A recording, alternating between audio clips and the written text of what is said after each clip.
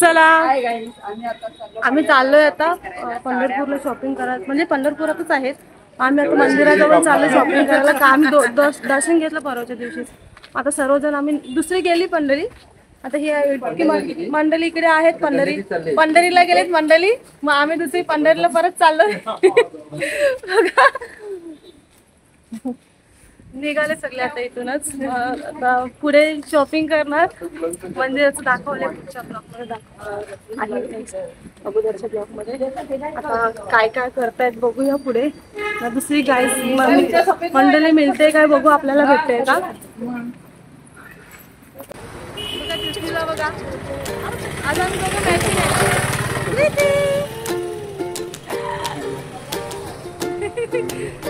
हे बघा, चायनीज बनवतात त्यांना ऑर्डर द्या.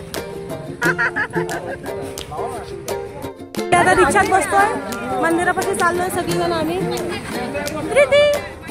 बघा आम्ही 8 जणच आहेत, दुसरी बाकी मंडळी गेले ना. आता किती जण बसतायत बघूया. किती बसताय, बसा. हे लोक इथे मागे बसतायत, बसा. सर्वजण मी एकाच रिक्षात बसणार आहेत बघा. रिक्षा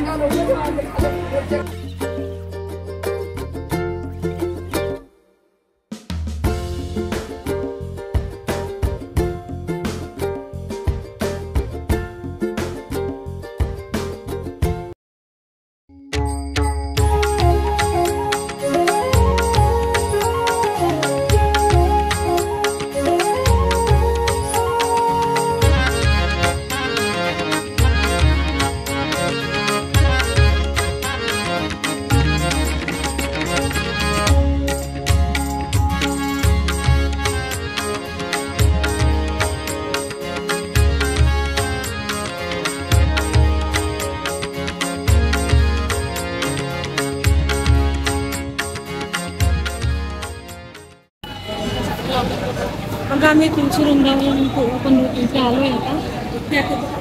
चला चल. चाललोय पुढे. चल.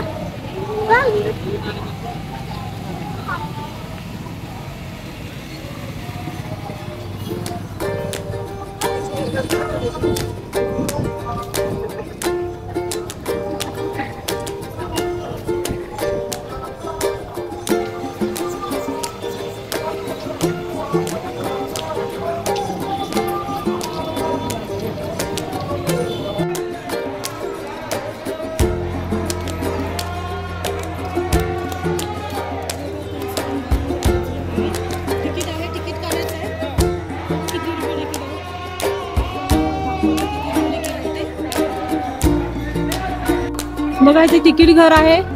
आता हे तिकीट काढतात. किती रुपये तिकीट आहे बघा. लहान मुलं 14 ते 4 ते 14, 10 रुपयांनी 15 पासून पुढे 15. बघा तिकीट काढते इकडे. तिघांचं तिकीट काढते. आम्ही 3 जण आहेत. ती पुढे एंट्री करतोय.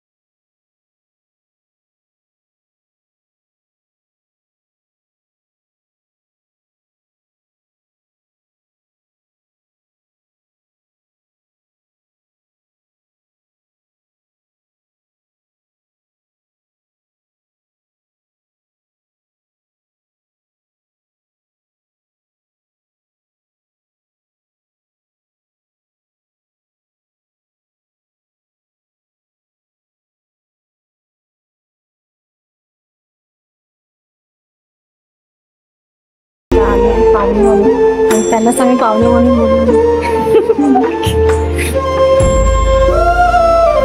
आता हे सर थोडं बोलतील यांच्या गावात आम्ही आलोय तर. मी लेंडवे SD कर्मवीर भाऊराव पाटील विद्यालय जुचंद्र तालुका वसई जिल्हा पालघर या ठिकाणी साधारणपणे 3-4 वर्ष मी मुख्याध्यापक म्हणून काम केलं. आणि ते काम करत असताना जुचंद्रमधल्या अनेक पालकांचा, शाळेला मदत करणाऱ्या सहकाऱ्यांचा, हितचिंतकांचा संपर्क आला, संबंध आला आणि त्याचं इतकं घट्ट मैत्रीत नातं निर्माण झालं की आपले जवळचे जिवलग मित्र असतात, नातेवाईक असतात, त्याच्या कितीतरी पटीने, कैक पटीने ज्यादा आमचा त्यांचा ऋणानुबंध सगळ्यांचा जोडला गेला. आणि तेव्हापासून जुचंद्रमधले अनेक विठ्ठल भक्त पंढरपूरला दरवर्षी आषाढीला येतात. ते आल्यानंतर आम्हाला अक्षरशः पंढरपुरात आल्यानंतर जुचंद्रचे लोक भेटणं म्हणजे विठ्ठलच भेटल्याचं समाधान मिळतं. त्यांच्यामध्ये 1-2-3 दिवस घालवायला मिळतात, जुन्या आठवणीला उजाळा मिळतो आणि जुचंद्रचं खरंच एक हृदयावर चांगलं एक नाव कोरलं गेलेलं आहे, एक आवड निर्माण झालेली आहे. आणि असा स्नेह त्यांचा आम्हाला सतत लाभत राहावा. जोपर्यंत आम्ही इथं पंढरपुरात आहोत तोपर्यंत ज्या ज्या वेळेला जुचंद्रचे कोणीही लोक येतील त्यावेळेला आम्ही त्यांना इथली पंढरपुरामधले सेवा देण्यासाठी कायम आम्हाला आनंद वाटत राहील. आणि तशी सेवा देण्याचा त्यांनी नेहमी आम्हाला संधी उपलब्ध करून द्यावी. नमस्कार, मी भास्कर बंगाडे रे शिक्षण संस्थेत मुख्याध्यापक म्हणून सेवानिवृत्त झालो आहे.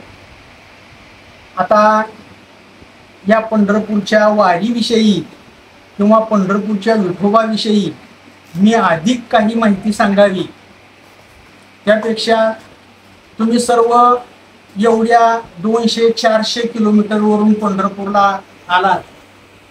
खरं पाहिलं तर पंढरपूर हा विठ्ठल नगरी, पंढरपूरचा विठोबा म्हणजे एक वैकुंठ.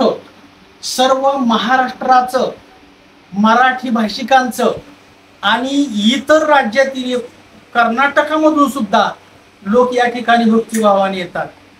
पंढरपूर हे विठ्ठलाचं म्हणजे आपणा सर्वांचं आराध्य दैवत आहे. आणि या ठिकाणी येणारे भाविक म्हणजे खास सगळा प्रपंच सोडून, घरच्या सगळ्या अडचणी सोडून, कोणत्याही प्रकारची म्हणजे कुणी हाक दिलेलं नाही, तुम्हाला कोणी बोलावलेलं नाही, निमंत्रण पत्रिका नाही, स्वखर्चानं वर्षभर कमाई करून काही गरीब माणसं तर पैसा साठवून पंढरपूरच्या वारीला येतात. कुठलं तरी एक या निसर्गामध्ये चालणारं दैवत आहे. म्हणजे पहा, दररोज सूर्य उगवतो, मावळतो, दररोज या दर काही दिवसानंतर ऋतू बदलतात. उन्हाळा येतो, हिवाळा येतो, पावसाळा येतो, हे सगळं विश्व चालतं. याचं कुठंतरी एक शक्ती आहे ही चालवणारी, आणि ती आपण सर्वांनी मानलेली आहे की एक कुठंतरी शक्ती आहे. आपण निसर्ग एक शक्ती मानूया किंवा मग विठोबा या नावानं एक शक्ती मानूया. अशा पद्धतीनं मानलेली ही एक शक्ती आहे आणि त्याला कुठंतरी आपण नमावं, आपण त्या ठिकाणी भक्तिभावानं त्याच्या पुढे लीन व्हावं. या भावनेतून संपूर्ण महाराष्ट्रातून पंढरपूरला लोक येतात. आज जर आपण पंढरपूरमध्ये पाहिलं तर रस्त्यावरून चालायला जागा नाही, इतकी गर्दी आहे, इतकी वाहनं आहेत, इतकं त्यासाठी मोठी शक्ती माणसं खर्च करून या ठिकाणी या आराध्य दैवतासाठी येतात. आता आपण आज वाखरीला दिंडी आहे आणि त्या वाखरीवरची लाखो लोक आहेत त्या दिंडीमध्ये, ते उद्या या पंढरपूरमध्ये पदार्पण करतायत. अशा प्रकारच्या या पंढरीच्या वारीसाठी तुम्ही जुचंद्र या ठिकाणी येता. गेली 6 वर्ष तुम्ही माझी ओळख झाल्यापासून या पंढरपूरला येतात आणि खरं पाहिलं तर खरंच तुमच्या मनामध्ये दैवत विठ्ठलाविषयी असलेली भक्ती यातून व्यक्त होते. आम्ही पंढरपूरवासी आहोत. आता सर्वांची इतकी काही सेवा करणं शक्य होत नाही, परंतु या पंढरपुरातला प्रत्येक माणूस आज या वारकऱ्यांच्या सेवेसाठी आज रस्त्यावर आहे, घरात कोणीही बसलेलं नाही. म्हणजे सगळं जेवढं आता सेवा करायचं नाही म्हणूनच नाही, त्यामध्ये थोडासा स्वार्थही असतो, कारण फुकट सेवा कोणी देत नाही. त्या सेवेमागं या पंढरपूरच्या विठ्ठलाची भक्ती आहे आणि ते तुम्ही एवढ्या लांबून येता त्याबद्दल तुमचं करावं तेवढं कौतुक थोडं आहे. खरंच तुमचा फार मोठा त्याग आहे आणि तुमची सेवा करण्याची संधी आम्हाला मिळते हे विठ्ठलाच्यामुळं आम्हाला एक लाभलेलं भाग्य समजतो. तुम्ही असंच दरवर्षी पंढरपूरच्या वारीला येत राहा. तुम्ही या भक्तिभावानं पंढरपूरमध्ये येता आणि आमची भेट होते हे आमच्या दृष्टीनं आम्ही आमचं भाग्य समजतो. तुम्ही या विठ्ठलासाठी एवढ्या लांबून येता, आपली वारी पोचती करता. पंढरपूरच्या विठ्ठलचरणी मी आपणाला सर्वांना सुखी समृद्धी देवो, दीर्घायुष्य लाभो आणि सर्वांना सुख शांती लाभावी यासाठी मी विठ्ठलाला प्रार्थना करतो. आपण मला 2 शब्द बोलण्याची संधी दिली त्याबद्दल आपले आभार मानतो आणि माझे 2 शब्द संपवतो. धन्यवाद.